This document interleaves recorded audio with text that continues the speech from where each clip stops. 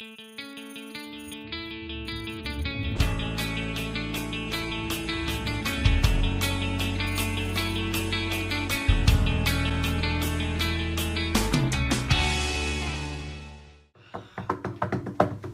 are you listening to? Oh, here, man. Listen. Ah, dude, that sound is killing my soul. All right, guys. Really funny. Speaking of sound, we should probably get to work. Critical thinking question. What is Annie Dillard's perspective on sensory details, and how do they correlate with living life? I have a few ideas I want to discuss with you guys, but since you're too mean and don't understand my musical talent, I'm not. Okay, you're talented, okay? So just tell us your ideas. Well, I think the author's trying to get us to appreciate life for what is happening in this moment. Life constantly changes and gives opportunities and events that make us feel alive. But this text is written right after the war, and nothing changes. The people are waiting for something to, but nothing does. That seems right, but I think it's like how sensory details show that you're still alive and reminds you of it. I think being able to know you're alive means being constantly exposed to those sensory details, especially sound. Silence would be equivalent to non-living. I thought something like that, but I went in a different direction. I thought Dillard was trying to make us comprehend that life is like a CD. A CD? Yeah, you hit play and the music, life, starts, but every so often the song ends and there's a moment of silence where you wonder if another song will play or if the CD has run out of songs. I mean, it's a possibility. Here the text states, now self-conscious and stricken silence overtook the neighborhood, overtook our white corner house and myself inside. Am I living? This is telling us that living has something to do with sound because it talks about silence. Yeah, but I think sound is showing Annie that she is alive.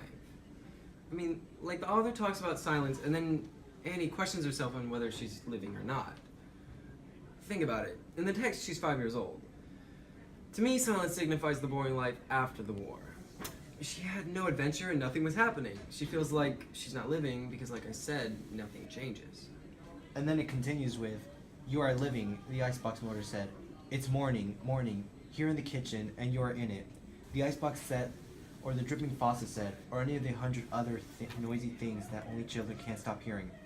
Here, the sounds are loud with water dripping and ice motor roaring. Well, think about it. The sounds are snapping at her out of her absent-mindedness. But even without the sounds, she is alive. Like a deaf person or a blind person. They aren't dead because one of their senses is limited. I think the author's using sensory details to give a sense of being alive in Annie's silent community. I mean, the world's still moving, and I think sounds help prove that to her. So it's like a ring in your head that reminds you you're alive, even when it feels constant. Like the church bells. I know I saw something in here about the church bells. Where is it? I think I found it.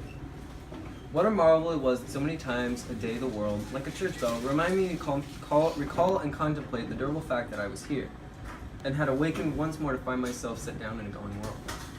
Okay, so what you're saying is that sounds don't remind us we're living.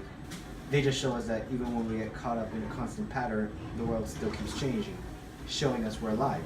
Yeah, I believe Dillard's trying to tell us that. Sometimes we get so caught up, we forget to see what's actually going on around us.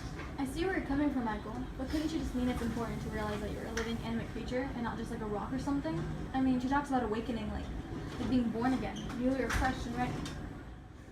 That makes sense, I guess. But look here, Dillard states, who could ever tire of this heart-stopping transition, of this breakthrough shift between seeing and knowing you see, between being and knowing you be? This just proves that she's using sensory details as a way of recognizing reality for what it is. Wait.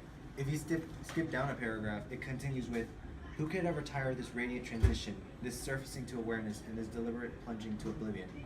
It kind of sounds like someone who is glad to be alive, someone who is trying to get us to see a separation between life and death. Wait a minute. I told you. Hold on, guys. I'm trying to say that I think you both could be right. Dillard could be interpreted to follow any one of your ideas. You could both be right. I guess we'll just think about it later and just write it. Oh, I have to finish my AP Euro summary. Sorry, guys. See you, man. Bye, Isai. Okay. It's time to go. So, what are you doing this weekend? I have 2 tickets to a rock concert. Rock? Oh, my boyfriend loves rock. Oh, okay. Well, I'm gonna go. Wait, what about those rock tickets? And your headphones?